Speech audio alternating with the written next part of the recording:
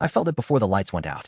20,000 horsepower's worth of history sitting on my shoulders, and I still knew I was down on power.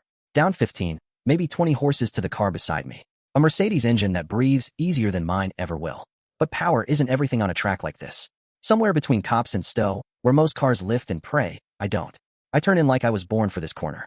And when the checkered flag fell, it wasn't a Mercedes car, and it wasn't a Mercedes engine. That crossed the line first. It was me. For the first time all year, the story wasn't about who had the bigger engine. It was about who had the braver car. On Sunday, he answered it the only way that matters in this sport, on track. He crossed the line first on July 5, 2026, ahead of George Russell and Lewis Hamilton, while championship leader Kimi Antonelli, who started from pole, watched his race fall apart underneath him. A left front wheel shield failed on lap 41.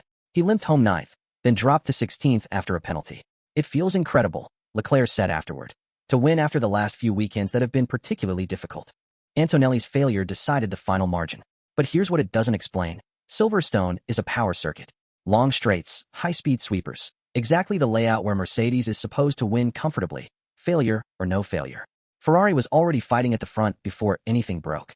So the real question isn't whether Ferrari got lucky. It's how a car with less power keeps ending up in position to win it all.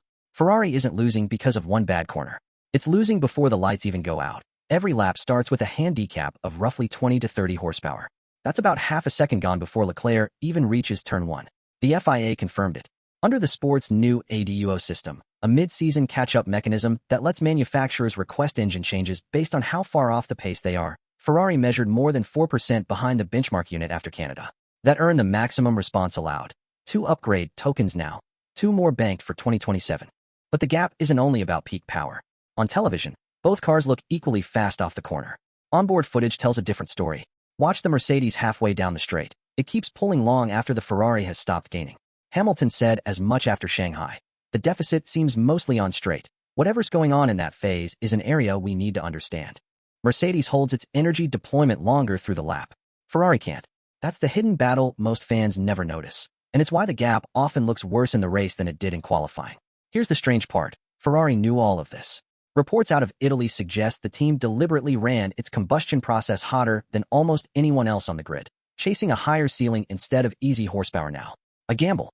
On paper, a gamble like that shouldn't leave a team with any real path to a championship. So why does every rival still fear this car? Because while Mercedes was building the fastest engine on the grid, Ferrari was building something horsepower can't buy.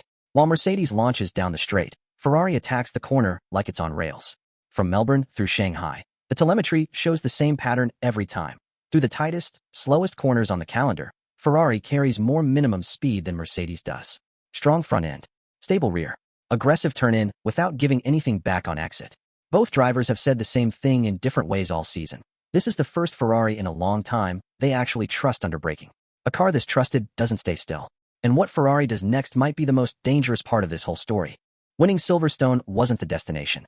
It was proof the project was finally working. So instead of chasing horsepower it doesn't have, Ferrari attacked everything else.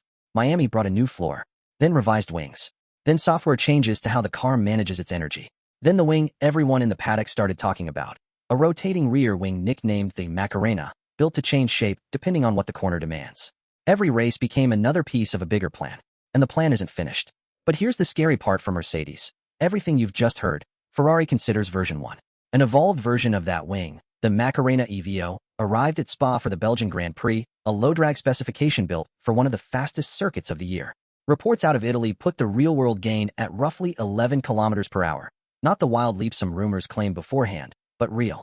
It buys Ferrari straight-line speed it doesn't naturally have, clawing back part of what the engine costs it every lap. And Ferrari isn't stopping there. A further upgrade is expected at Zandvoort. Behind it, something bigger. Ferrari's second engine intervention under the ADUO system, a redesigned turbocharger aimed at the deficit itself, not just working around it. Nobody outside Maranello knows exactly what that package includes. Not us. Not Mercedes. And that uncertainty alone should matter to a team that thought it had this season figured out.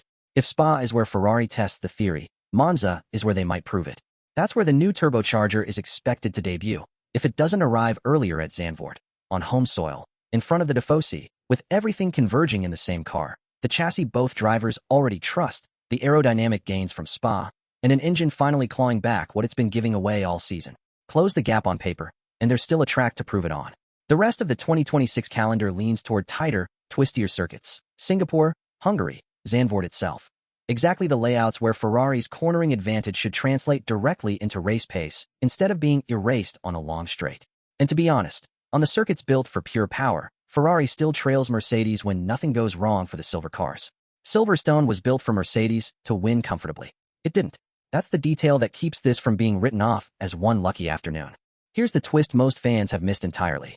Mercedes has a weapon Ferrari can't match, a season-long head start. But Mercedes just chose not to use part of it. The team confirmed it won't use its 2026 engine development token at all, banking it instead for 2027, when Formula One tears up the power unit rulebook and starts over. Fresh engine parts arrived for Russell and Antonelli at the Austrian Grand Prix. New internal combustion engines, turbochargers, batteries, control electronics. Every one of them a like-for-like swap. Not a single upgrade among them. That changes what this fight actually is. Ferrari isn't racing a team standing still. It's racing against a closing window, one summer to close a gap it may never get another clean shot at, while Mercedes' best engineers are already looking past this season entirely. A chassis both drivers trust. A development department that keeps outbuilding the rest of the grid. A wing gamble aimed at Spa and Monza. An engine upgrade timed for the season's final stretch.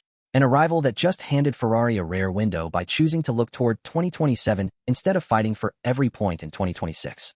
Maybe Ferrari never finds those missing horsepower.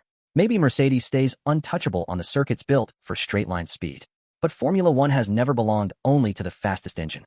Sometimes it belongs to the team brave enough to believe the gap can still be closed. And after Silverstone, for the first time all year, Ferrari finally has a reason to believe it. If this story pulled you in the way Silverstone pulled in everyone watching that Sunday, hit subscribe. It costs nothing, but it tells us this story is worth telling again next race.